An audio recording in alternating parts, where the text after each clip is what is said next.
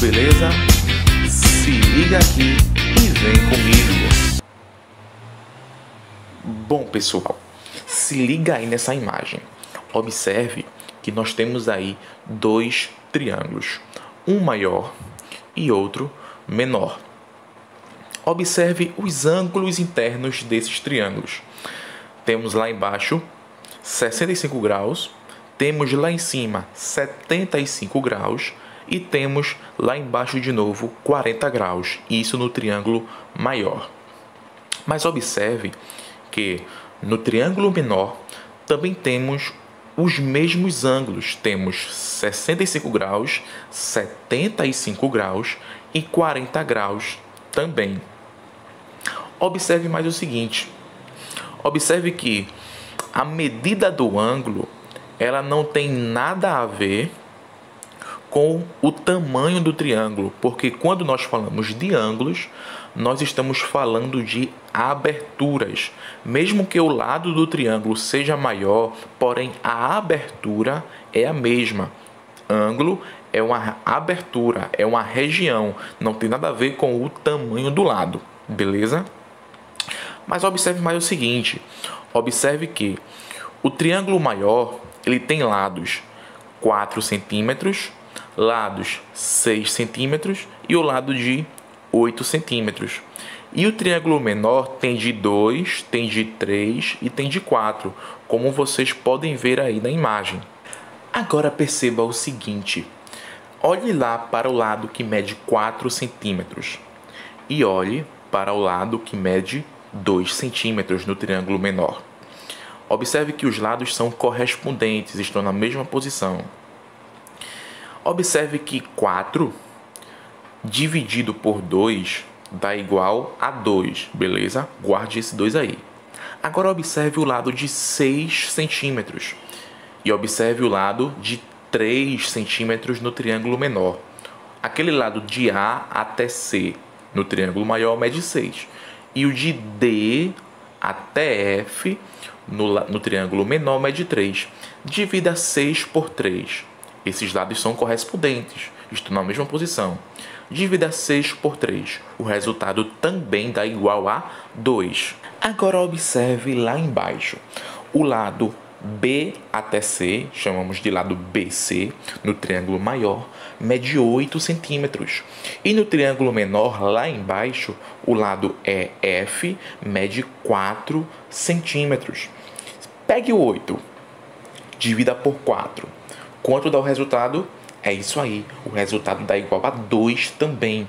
Então, para que triângulos sejam semelhantes, a gente precisa que os seus 3 ângulos internos sejam todos iguais, correspondentes iguais, e que os seus lados sejam proporcionais. Ou seja, se eu pegar um lado de um triângulo e dividir pelo lado correspondente do outro triângulo, como fizemos com 4 e com 2, como fizemos com 6 e com 3, e como fizemos com 4 e com 8, eles devem ser proporcionais, ou seja, tem que dar o mesmo valor. Essas divisões de lados têm que dar o mesmo valor, um valor constante, que nesse caso foi 2. Observe, 4 por 2 dá 2, 6 por 3 dá 2 e 8 por 4 também dá 2. Com isso, a gente conclui que esses dois triângulos são semelhantes. Mas agora pense no seguinte. Imagine que agora eu tenho essa situação aí. Eu tenho aí dois triângulos, um maior e outro menor. Observe que eu não tenho nenhum lado aí, nenhuma medida de nenhum lado. Eu não sei quanto mede nenhum lado de nenhum desses dois triângulos. Bom, mas observe que lá embaixo no vértice B está demarcado um ângulo. E no vértice C também, no triângulo maior, também está lá demarcadozinho um ângulo. E observe que no triângulo menor estão os mesmos ângulos também demarcados ali. Não diz o valor do ângulo, mas observe que no B só tem um tracinho demarcando o ângulo e no E também só tem um tracinho demarcando o ângulo. Isso quer dizer que a figura quer dizer que esses dois ângulos são iguais, independente do valor. E lá no C e no F também tem dois tracinhos ali, ó, curvazinhas, demarcando o ângulo. Isso, a figura quer dizer que os dois ângulos são iguais. Então, a definição diz o seguinte: sejam dois triângulos, o ABC e o DEF, que é assim que se lê, a partir dos vértices, eles serão semelhantes se, e somente se, dois de seus ângulos forem congruentes. Então, mesmo que eu não tenha o valor de nenhum dos lados, mas se eu tiver a situação em que dois ângulos internos são iguais, eu já posso afirmar que esses dois triângulos são semelhantes. Essa já é uma das condições. É o caso ângulo-ângulo. Se eu tenho dois ângulos internos iguais, eu já posso afirmar que esses dois triângulos são semelhantes. Agora, uma curiosidade interessante. Observe ali embaixo que eu tenho a letra B maiúscula com um chapeuzinho em cima. E tenho também a letra E maiúscula com aquele chapeuzinho em cima, a letra C também e a letra F também. O que é que isso quer dizer? Esse chapeuzinho ou esse circunflexo em cima quer dizer que aquele B é justamente o vértice do ângulo que é formado por ABC, pelo lado AB e de B até C. O E também, observe lá no triângulo menor, que o E é justamente o vértice, onde o triângulo para de descer e começa a tomar outro destino. Então, é o vértice. Quando eu tenho essa letra maiúscula com esse chapeuzinho em cima, quer dizer que é o vértice do ângulo, que é naquele ponto em que o triângulo ele faz a sua curva, digamos assim, a sua quebrada. Então observe que também temos aí três tracinhos, quase que uma igualdade, só que com um tracinho a mais. Esse sinal, que é formado por três tracinhos horizontal, é o sinal de congruência.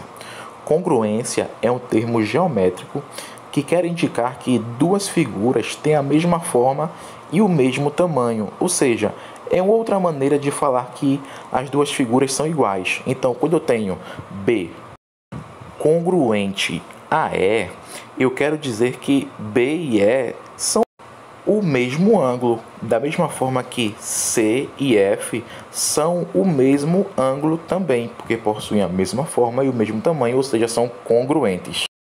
Aí do lado tem o seguinte, observe que tem o desenho de um triângulozinho e tem ABC, ou seja, isso quer dizer o triângulo ABC. É assim que se lê essa expressão, triângulo ABC. E depois eu tenho esse tiozinho aí, ó, esse sinal aí, que é o sinal de semelhança. Eu estou dizendo aí que o triângulo ABC é semelhante ao triângulo DEF. Essas letras são justamente os vértices de cada triângulo. É assim que a gente descreve um triângulo matematicamente. A gente põe o triângulozinho e põe as letras que são os vértices desse triângulo. Triângulo ABC, que tem vértices ABC, e triângulo DEF, que tem vértices em D, em E e em F. Show de bola, não é? Um outro caso é o seguinte, é o caso lado, ângulo, lado, onde nós temos o seguinte: dois triângulos serão semelhantes se e somente se eles tiverem dois lados respectivamente proporcionais e se os ângulos formados por esses lados forem congruentes. No outro exemplo, tínhamos nada a ver com os lados, porém tínhamos que ter dois ângulos iguais. Mas agora é o seguinte, agora eu só preciso ter um ângulo igual e os lados que formam esse ângulo devem ser proporcionais. Ou seja, observa ali embaixo, eu tenho AB, é ou não é? Esse AB quer dizer que é o lado que vai de A até B. E esse DE embaixo do AB, observe lá embaixo na fração, AB dividido por DE. Observe que DE é justamente o lado de D até E, lá no triângulo menor. Ou seja, se eu pegar esse lado maior, que é AB, e esse menor, que é DE, que é justamente um lado correspondente, observe que estão na mesma posição, se for igual ao lado BC, que é o do triângulo maior, só que está embaixo, BC, dividido por EF, tá vendo lá, ó, que é o mesmo lado correspondente, estão na mesma posição. Se eu dividir AB por DE e BC por EF, se for o mesmo valor, se for uma constante, e além disso, o ângulo B, que é formado por esses dois lados, e o ângulo E, que é o mesmo ângulo correspondente, está na mesma posição, forem congruentes, ali tem F, lá embaixo tem F, só que é um erro de figura. Se o ângulo B for congruente ao ângulo E, então a gente diz que o triângulo ABC é semelhante ao triângulo DEF. Agora vamos para um exemplo bem legal. As figuras abaixo nos mostram pares de triângulos semelhantes. Dessa forma, calcule os valores de x e y. Primeira coisa, pessoal, observe que os triângulos são semelhantes. Disso eu já sei. Observe o triângulo maior. Eu tenho o lado AB, que mede 18. Eu tenho o lado AC, que mede x. E eu tenho o lado embaixo ali, de B até C, que mede 12. E no triângulo menor, eu tenho o lado D até B, que mede y, que é uma incógnita, o valor desconhecido. Eu tenho o lado de D até F, que mede 18. E tenho o lado de E até F, que mede 9. Observe uma coisa.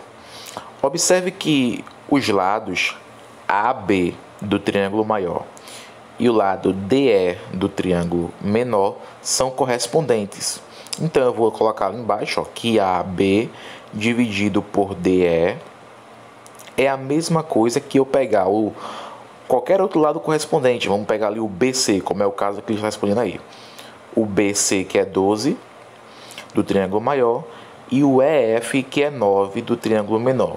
12 e 9 são os lados correspondentes, porque estão na mesma posição. Eu coloquei ali embaixo a minha continha, ó, 18 sobre y. Observe que é o mesmo lado, no caso está na mesma posição, só muda o tamanho. 18 e y, tá vendo? 18 no maior e y no menor. 18 dividido por y é igual a 12 dividido por 9, ou seja, há uma proporcionalidade. Regra de 3 aí, pessoal. Eu tenho 18 sobre y é igual a 12 sobre 9. Eu multiplico os meios e igualo a multiplicação dos extremos. Ou seja, eu multiplico 12 por y, dá 12y, igual a 18 vezes 9, que é igual a 162. Acompanhe aí. Já está feito, eu só estou falando e vocês vão visualizando aí. Fim das contas. Y é igual a 162 e o 12 passa dividindo, que é a mesma coisa que 13,5. 13,5 é o valor de Y. Agora falta descobrir o valor de X. Para isso, observe o seguinte. Eu tenho ali o lado X, e o lado X é correspondente ao lado 18 do triângulo menor, porque estão na mesma posição. Então eu ponho X sobre 18, que é igual, aí eu pego qualquer outro lado correspondente. Eu pego aí o 12 e o 9 do mesmo jeito. 12 sobre 9. 9 vezes x, eu multiplico cruzando. 9 vezes x dá 9x. 18 vezes 12 dá igual a 216. Agora eu passo o 9 dividindo. Vai ficar x é igual a 216 dividido por 9. Resposta é igual a 24.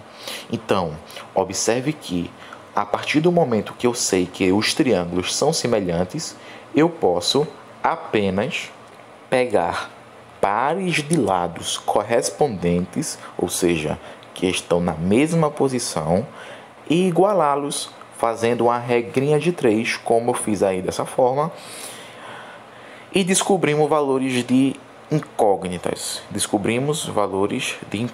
Nesse caso foi x e y. Muito fácil, né, pessoal? Agora, fiquem aí com uma atividade bem legal.